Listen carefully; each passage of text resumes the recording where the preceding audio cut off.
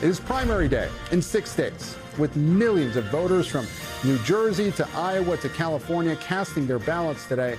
Some of the most closely watched contests are in the Golden State. The crowded field of candidates running to succeed Gavin Newsom as governor. The top two candidates, regardless of party, will move on to November's general election. That race was roiled by sexual assault allegations against one of the frontrunners, former Congressman Eric Swalwell, who dropped out of the race in April. In Iowa, meanwhile, Democrats will decide between moderate Josh Turek and progressive Zach Walz as they try to flip retiring Senator Joni Ernst's seat. On the Republican side, President Trump has endorsed Congresswoman Ashley Hinson, who is facing former state Senator Jim Carlin. So for more on how to watch tonight's results in California and elsewhere, I'm joined now by NBC News Chief Data Analyst Steve Kornacki at the big board. Well, where he'll be spending much of tonight. Steve, thank you so much for joining us here. Let's start in New Jersey, where a congressman who's been out of sight for months will be on the ballot tonight. Why don't you walk us through what to expect tonight? Yeah, this is the 7th district here in New Jersey, and on the Republican side here, you mentioned it is Tom Kean Jr. unopposed for the Republican nomination here. But of course, Kean has not been seen now in some time publicly. Questions about his health. He has promised to have some disclosure here in the near future. We'll see what awaits after this primary. But meanwhile, on the Democratic side, this is the race in that district. Rebecca Bennett, a former Navy helicopter pilot, actually a biography there on the surface, similar a bit to Mikey Sherrill, the governor of New Jersey now, who previously was a congresswoman from the nearby 11th district. You see the opponents here for Bennett. The polling has put Bennett in the lead right here. The county organizations in this district, the Democratic organizations in New Jersey, they've been weakened in recent years. They used to have a ton of clout in these primaries. They still have some clout, and most of them have endorsed Bennett here. So Bennett, I think, goes into tonight as the favorite. If she does emerge, or whoever emerges, this obviously a very closely watched race in November. This is a district, take a look at this. Donald Trump carried the district by a single point in 2024. And in that governor's race, last November, Mikey Sherrill running as the Democratic candidate, she won this district. She won it narrowly, only by 2 points. So Trump won it by 1, Sherrill won it by 2. Kean, there's the question surrounding him as the Republican candidate. It's going to be very closely watched after tonight, certainly tonight and after tonight, all the way to November. Well, Steve, there's a lot to watch really across the country. Let's turn now to California. Several key races we'll be following there. Everybody seems to be looking at what's happening out west.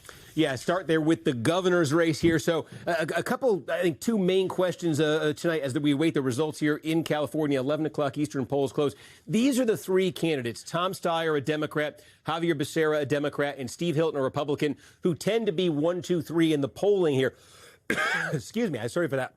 A little bit of water here. They tend to be 1, 2, 3, but the question is, what order, if they do finish 1, 2, 3, will it be? Because remember, California, top 2 primary. So the top 2 advance to the general election. Becerra, Steyer, if they go 1, 2, Republicans would be locked out here. And the second piece of suspense here, Gabe, pardon me, with this race is, again, I apologize here. Second piece of suspense with this race is, will we even know tonight? Because California can be a slow vote counting state. The initial vote, the first half, will come in very quickly. But after that, if this is not resolved tonight, could be days, could be even up to a week. Somebody get that man some water. Steve Kornacki, it's going to be a busy night for you. If you got enough juice in you, we can turn to Iowa. But if you need us to let you go to grab a drink of water, all good. Happy to do Iowa. The cough just helped. So here in Iowa, look, if Democrats, the backdrop for this is if Democrats are going to get control of the Senate, it's a very uphill fight, but they're going to have to do it, among other things, winning at least 2 states that Trump carried by double digits. Iowa is one of those states that Democrats would like to put in play, but it's a tall order. Trump carried it, as you can see here, by 13 points in 2024, nearly 10 back in 2020 as he lost nationally. Here's the dynamic. Josh Turek, he's a state legislator from the western part of the state, Pottawatomie County out by Council Bluffs. His district that he represents actually voted for Trump. National Democrats, Chuck Schumer, for instance, want Turek as their candidate here. They feel he gives them a chance in a very, pro-Trump state. Zach Walz is his opponent, is running against Chuck Schumer, it seems sometimes as much as Turek, saying he doesn't want Chuck Schumer to continue as the Senate leader. Now, he is a state senator who represents part of Johnson County. It's where the University of Iowa is. It's actually literally the most liberal, most Democratic state Senate district in Iowa. So quite a contrast there in terms of the districts these candidates come from. Again, national Democrats, they think a candidate like Turek puts it more in play, but Walz has been pitching his message at that Democratic base. If he wins, the question after tonight would be, can he win a statewide? He has not won in a district like that. We'll put it that way. Oh, Steve Kornacki, thank you for breaking it all down for us.